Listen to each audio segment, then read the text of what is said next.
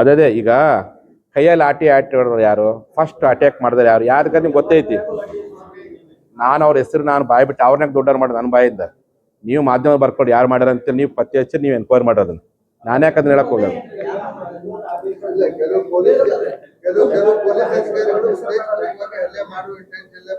ನೋಡ್ರಿ, ಕೆಲವು ಪೊಲೀಸ್ ಅಧಿಕಾರಿಗಳಿಗೆ ಲಿಂಗಾಯತ ಸಚಿವರು, ಲಿಂಗಾಯತ ಶಾಸಕರು ಹೊಟ್ಟೆ ಕಿಚ್ಚಿತ್ತು. ಕೆಲವು ಪೊಲೀಸ್ ಅಧಿಕಾರಿಗಳಿಗೆ ಪಂಚಮಸಾಲಿ ಹೋರಾಟ ಹೊಟ್ಟೆ ಕಿಚ್ಚಿತ್ತು. ಎಲ್ಲೇ ಒಂದ್ ಕಡೆ ಟಾರ್ಗೆಟ್ ಇತ್ತು, ಹೆಂಗಾರು ಮಾಡಿ ತಮ್ಮ ಹಳೆ ಸೇಟ್ ತೀರ್ಸಬೇಕಂತೇಳಿ ತಮ್ಮ ಪೊಲೀಸ್ ಇಲಾಖೆ ನೀತಿ ನಿಯಮಗಳನ್ನು ತೂರಿ ಮಾರಣಾಂತಿಕ ಹಲ್ಲೆ ಮಾಡಿದ್ದಾರೆ. ಅವ್ರು ಯಾರ್ಯಾರು ಮಾಡ್ಯಾರ, ಯಾರು ಲಾಟಿ ಇಟ್ಕೊಂಡು ನಿಮ್ಗೆ ಗೊತ್ತೈತಿ. ಅದೇ ಅದಕ್ಕೆ ಹೇಳಿದ್ನಲ್ರಿ, ಮುಖ್ಯಮಂತ್ರಿ ಆದೇಶ ಇಲ್ಲವ್ರು ಇವ್ರು ಯಾಕೆ ಲಾಟಿ ಇಟ್ಕೊಂಡು ಸಾಧ್ಯ ಐತಿ. ಮುಖ್ಯಮಂತ್ರಿಗಳು ಆದೇಶ ಇಲ್ಲದೆ ಹೊರತು ಮುಖ್ಯಮಂತ್ರಿ ಆದೇಶ ಮೀರಿ ಮಾಡಿದ್ರೆ ಮುಖ್ಯಮಂತ್ರಿ ಸಸ್ಪೆಂಡ್ ಮಾಡ್ಲಿ ಕೂಡಲೇ.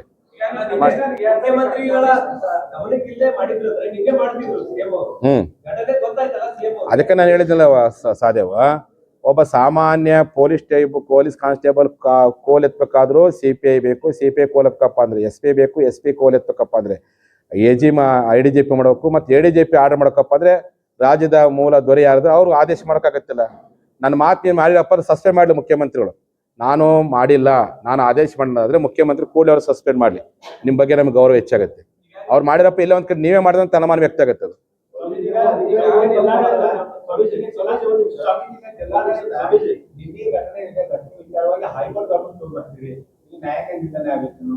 ಯಾರು ಯಾರು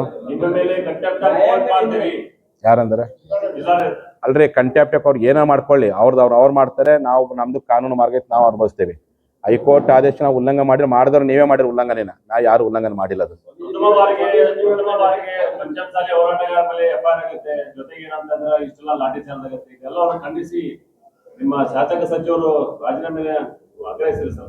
ನಾನು ನೋಡ್ರಿ, ರಾಜೀನಾಮೆ ಕೊಡೋದ್ರಿಂದ ಈಗ ನಾನೇ ಹೇಳಕ್ ಇಚ್ಛೆಗೆ ಬರ್ತೀನಂದ್ರೆ, ರಾಜೀನಾಮೆಯನ್ನ ಕೊಡೋದ್ರಿಂದ ಸಮಸ್ಯೆ ಬಗೆಹರಲ್ಲ. ನೀವು ಯಾರ್ಯಾರು ಶಾಸಕರು ಯಾರು ಬಂದಿರಲ್ಲ, ಬಂದವ್ರ ಬಗ್ಗೆ ಜನರಿಗೆ ಗೌರವ ಐತಿ. ಯಾರು ಬಂದಿಲ್ಲ ನೋಡ್ರಿ, ನೀವು ಬಂದವರು ಮತ್ತು ಬಂದಿಲ್ದವರು ಕೊನೆ ಪಕ್ಷ ನಾಳೆ 12ನೇ ತಾರೀಕು ಅಧಿವೇಶನದಲ್ಲಿ ಪಕ್ಷಾತೀತವಾಗಿ ಧ್ವನಿ ಎತ್ತಿರಿ. ಕೇವಲ ಪಂಚಮಸಾಲಿ ಒಟ್ಟಾರೆ 34 ಲಿಂಗಾಯತ 68 ಲಿಂಗಾಯತ ಶಾಸಕರಿದ್ದೀರಿ. ಪಕ್ಷಾತೀತ ಧ್ವನಿ ಎತ್ತಿ ಲಿಂಗಾಯತ ಮೇಲೆ ಆಗಿರ್ತಕ್ಕಂಥ ಅನ್ಯಾಯವನ್ನು ಪಕ್ಷಾತೀತ ಖಂಡಿಸಲು ಪ್ರಯತ್ನ ಮಾಡಿದ್ರೆ ನಾಳೆ ಜನ ನಿಮ್ಮ ಮೇಲೆ ಗೌರವ ಕೊಡ್ತಾರೆ, ಇಂದು ನಿಮ್ಮನ್ನ ದೂರ ಇಡ್ತಾರೆ. ಇವ್ರೇನು ಬಂದವರು ಯಾವ ರೀತಿ ಬಂದು ಸಮಾಜ ಪರ ಮಾತಾಡಿದಾರೆ, ಬರ್ದೇ ಇರ್ತಕ್ಕಂಥವ್ರು ಮನೆಗಿರ್ತಕ್ಕಂಥವ್ರು ನಾಳೆ ಧ್ವನಿ ಎತ್ತಿ ಸಮಾಜ ಪರವಾಗಿ. ಈಗ ಅಮಾಯಕರ ಮೇಲೆ ದಬ್ಬಾಳಿಕೆ ಮಾಡಿದ್ದಾರೆ, ನಾಳೆ ಎಲ್ಲರ ಮೇಲೆ ದಬ್ಬಾಳಿಕೆ ಮಾಡೋ ಪ್ರಯತ್ನ ಬರುತ್ತೆ. ನೀವು ಶಾಸಕರಿದ್ದಂಥ ಸಂದರ್ಭದಲ್ಲಿ, ನಿಮ್ಮ ರೂಲಿಂಗ್ ಗೌರ್ಮೆಂಟ್ ಇದ್ದಂಥ ಸಂದರ್ಭದಲ್ಲಿ, ನಿಮ್ಮದೇ ಸರ್ಕಾರದಲ್ಲಿ ಲಿಂಗಾಯತರ ಮೇಲೆ ಈ ರೀತಿ ಹಲ್ಲೆ ಮಾಡುವಂಥದ್ದು ಎಷ್ಟು ಮಟ್ಟಿಗೆ ಸರಿ? ಇದನ್ನ ನೋಡಿ ನೀವು ಸುಮ್ ಕುಂತೀರಪ್ಪ ಅಂದ್ರೆ ನಾಳೆ ಎಲೆಕ್ಷನ್ ಸಂದರ್ಭದಲ್ಲಿ ನಮ್ಮ ಜನ ನಿಮ್ಮ ಮೇಲೆ ತಪ್ಪು ತಿಳ್ಕೊಳ್ಳುವಂಥ ಸಾಧ್ಯತೆ ಐತಿ, ನಿಮ್ಮ ಮೇಲೆ ಮುಣಿಸ್ಕೊಳ್ಳೋ ಸಾಧ್ಯತೆ ಐತಿ. ಅದಕ್ಕೆ ನೀವೆಲ್ಲರೂ ಪಕ್ಷಾತೀತವಾಗಿ ಹೋರಾಟಕ್ಕೆ ಬಂದವರಾಗಿರ್ಬೋದು, ಬಾರದಿದ್ದರಾಗಿರ್ಬೋದು, ನೀವೆಲ್ಲರೂ ಒಗ್ಗಟ್ಟಾಗಿ ಎಲ್ಲರೂ ಕೂಡಿ ನಾಳೆ ಸರ್ಕಾರದಲ್ಲಿ ಖಂಡ ನಿರ್ಣಯ ಪಾಸ್ ಮಾಡೋ ಪ್ರಯತ್ನ ತಾವೆಲ್ಲ ಮಾಡಬೇಕು ಅಂತೇಳಿ ನಮ್ಮೆಲ್ಲ ಶಾಸಕರಿಗೆ ಈ ಮೂಲಕ ಹೇಳಿಕೆ ಇಚ್ಛೆ ಪಡ್ತೀವಿ. ಅಥವಾ ಲಾಠಿ ಏಟು, ಬೂಟ್ ನೇಟು, ರಕ್ತ ಸುರಿಸಿದ್ರೆ ಇವ್ರು ಬೇಕಾಗಿ ನಿಲ್ತಾರೆ ಅಂತೇಳಿ ಯಾವ ಕಾರಣಕ್ಕೂ ಸಾಧ್ಯವಿಲ್ಲ.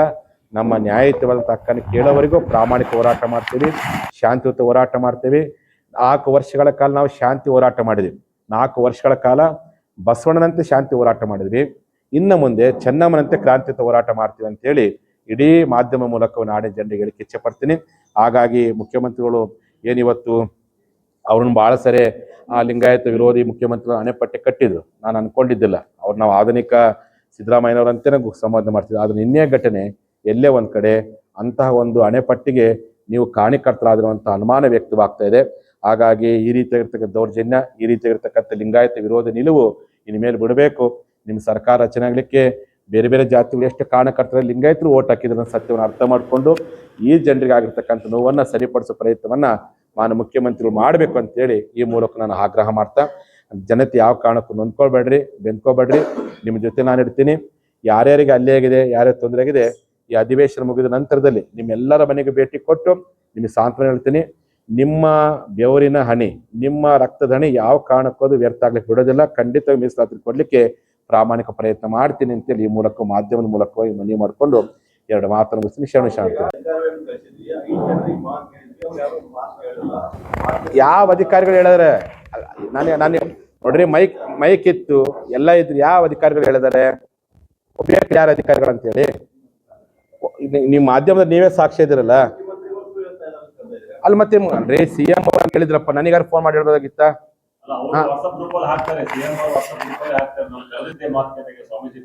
ಯಾವ ವಾಟ್ಸಪ್ ತೋರಿಸ್ಕೊಡ್ಲಿ, ಯಾವ ವಾಟ್ಸಪ್ ಗ್ರೂಪ್ ಹಾಕಿದಾರೆ ಅಂತ ಹೇಳಿ ಎಲ್ಲ ಎಲ್ಲಿ ಅಲ್ಲ ಅದನ್ನೇ ಮಾಧ್ಯಮದ ಪ್ರಕಟಣೆ ಹೋರಾಟ ಮಾಡಕ್ ಮುಂಚೆ ಮಾಧ್ಯಮ ಪ್ರಕಟ ಹೋಗ್ಬಿಡ್ತಿದ್ರು. ನಿಮ್ಮ ಮಾಧ್ಯಮ ಮುಖಾಂತರ ಸಿಎಂ ಅವ್ರು ಬುಲಾವ್ ಅಂತ ಹೇಳಿದ್ರೆ ಕೊನೆಗೆ ಫೋನ್ ಮಾಡಕ್ಕೂ ಟೈಮ್ ಇಲ್ಲ, ಅಧಿಕಾರ ಕಳ್ಸಕ್ಕೂ ಸಚಿವರ ಜೊತೆ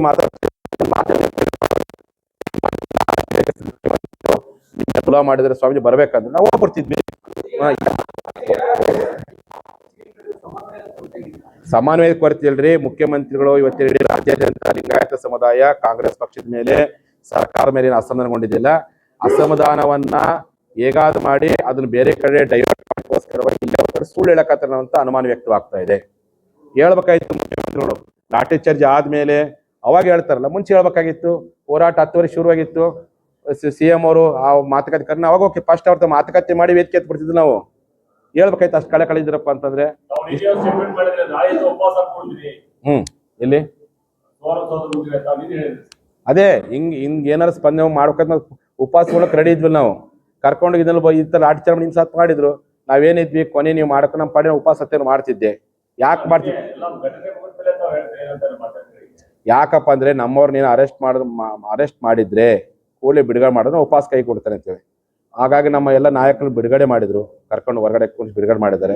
ಈಗ FIR ಹಾಕಿದ್ದಾರೆ, ಅದು ಮಾಡ್ರಿ. ಅದಕ್ಕೆ ನಾನೀಗ ಏನ್ ಮಾಡ್ತೀನಪ್ಪ ಅಂದ್ರೆ ಸೋಮವಾರದಿಂದ ಅದೇ ಕೊಂಡೇಸ್ಕೊಪ್ಪ ಯಾವ ಜಾಗ ಅದು ಕೊಂಡೇಸ್ಕೊಪ್ಪ ಏನು ಪ್ರತಿ ಮಾಡಿ ಅದೇ ಸ್ಥಳದಲ್ಲಿ ಅಧಿವೇಶನ ಮುಗಿಯುವವರೆಗೂ ಬೆಳಗ್ಗೆ 10 ಗಂಟೆಯಿಂದ ಸಾಯಂಕಾಲ 6 ಗಂಟೆವರೆಗೂ ಈ ಕೃತ್ಯವನ್ನ ಖಂಡಿಸಿ ಅಂತ ಪೊಲೀಸ್ ಅಧಿಕಾರಿಗಳನ್ನ ಅಮಾನತುಗೊಳಿಸುವಂತೆ ಒತ್ತಾಯಿಸಿ, ನಮ್ಮ ಸಮುದಾಯದವರ ಮೇಲೆ ಏನು FIR ಮಾಡಿದರೆ ಆ ಒಂದು ದಾಖಲೆಯನ್ನು ವಿರೋಧಿಸಿ ಮೀಸಲಾತಿಗೆ ಹಕ್ಕೊತ್ತಾಯಿಸಿ ನಾವು ಸೋಮವಾರದಿಂದ ಬಸವಣ್ಣನವಾರ ಸೋಮವಾರದಿಂದ ಅಧಿವೇಶನ ಮುಗಿಯುವವರೆಗೂ ನಮ್ಮ ಜನರ ಪರ ನಾವು ಇರಬೇಕು. ಸರ್ಕಾರ ಎಚ್ಚರಗೊಳಿಸಲಿಕ್ಕೋಸ್ಕರವಾಗಿ